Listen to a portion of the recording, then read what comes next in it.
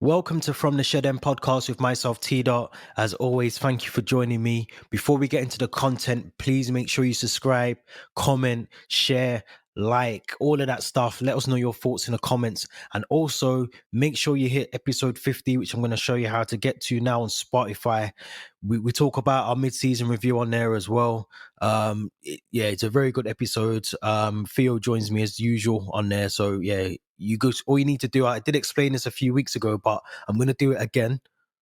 All you've got to do is get yourself a Spotify account. You do not need to pay $9.99. You don't have to pay anything to listen to us on Spotify or Apple. You just need to have the Spotify account. Make sure you're logged in.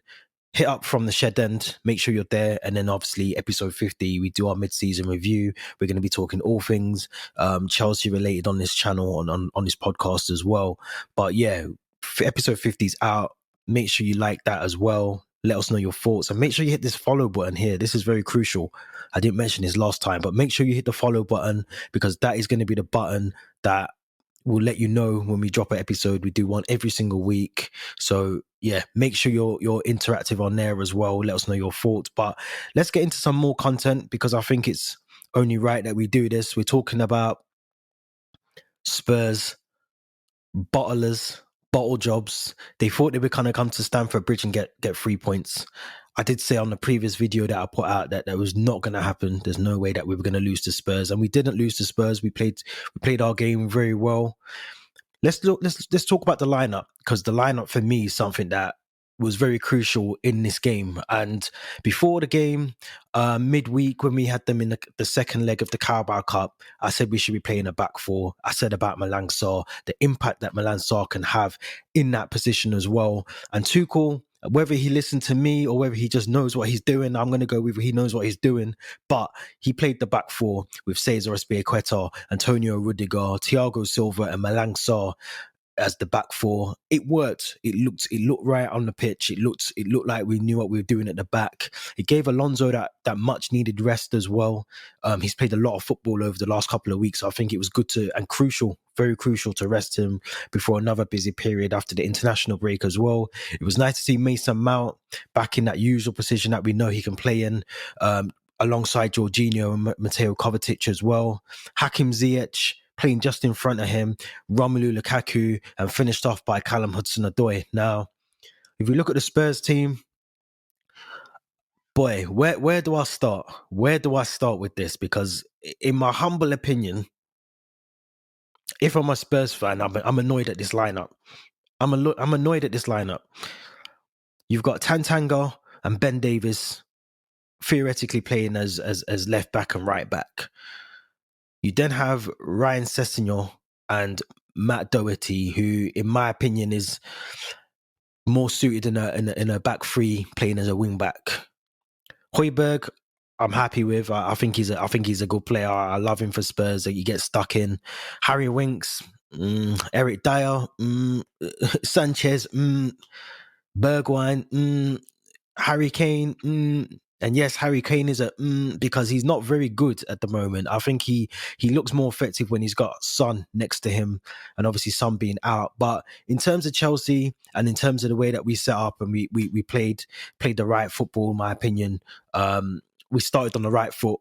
We took the game to Spurs, which we needed to. I did say that we needed to be on the front foot with them, and we did that. You know, Hakim Ziyech has a very early chance in the first half. He makes a very good pass into Callum Hudson-Odoi, who heads the ball slightly wide. I think it was Tantanga that was sort of potentially putting him off that, but at the same time as well, he started very well. He kept Malang Sarr less busy, you know. He's done his job properly as well. But yeah, in terms of Hudson-Odoi, I thought he played really well. He kept Tantanga on his toes as well. He made sure that he was able to take him on, and I think Tantanga gets booked early in the game as well, which helped us.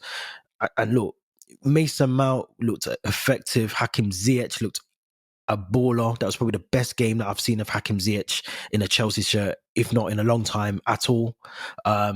I'm going to talk about Romelu Lukaku as well because I thought he started the game relatively well. I don't think we can have too much negativity around Lukaku, I think sometimes we forget that Lukaku does things off the ball, which helps the likes of Hakim Ziyech, helps the likes of Hudson-Odoi. And we saw more of that as the game progressed, especially in the second half. I thought there were certain things that Lukaku did do, holding up the ball effectively.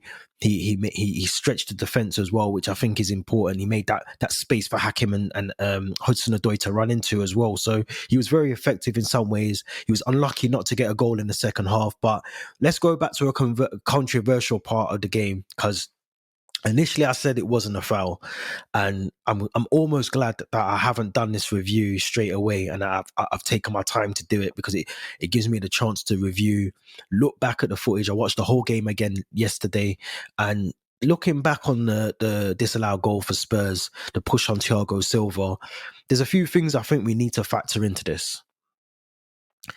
When you're running at pace and you're running, and yes, he is behind the ball, Thiago Silva, there is a slight push.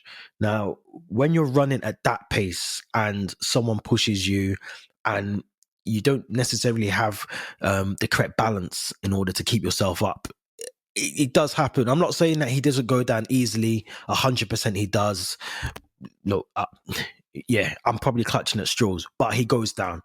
Now, if that's outside the penalty box, or it's not near the goal, or it doesn't lead to a goal being scored, we'd probably get a foul for that. We've seen fouls given for a lot less. I think the reason it was blown out of proportion is because Harry Kane goes on to score. But I think if that's outside the box, we've seen them given. So I think we have to... Yes, he uses experience. He's 37, nearly 38. I think he's 38 now. So he uses that experience that he's got across all the football that he's played. He's not stupid. But at the same time as well, if you feel a hand in the back of you, then of course you're going to go down. It's natural. So I think they were unlucky. There's a lot of Spurs fans saying that could have changed the game. In my opinion, Spurs got battered from the minute the game was kicked off. So I don't think that goal changed anything or would have changed anything. I think, in my opinion, it just made Chelsea wake up a little bit. And I think we did that. Hakim Ziyech, as I said already, what a performance from Hakim Ziyech. Man of the match performance. The goal, it made Lloris, like, he didn't even move. He didn't move out of the goal. He didn't attempt to save it. It was one of those where I think he, as I said earlier, he tried to do it. He whipped in a beautiful ball for Hudson-Odoi. Hudson-Odoi is unfortunate, but for the second opportunity of asking, he didn't fail us. He put it into the top bins, top corner.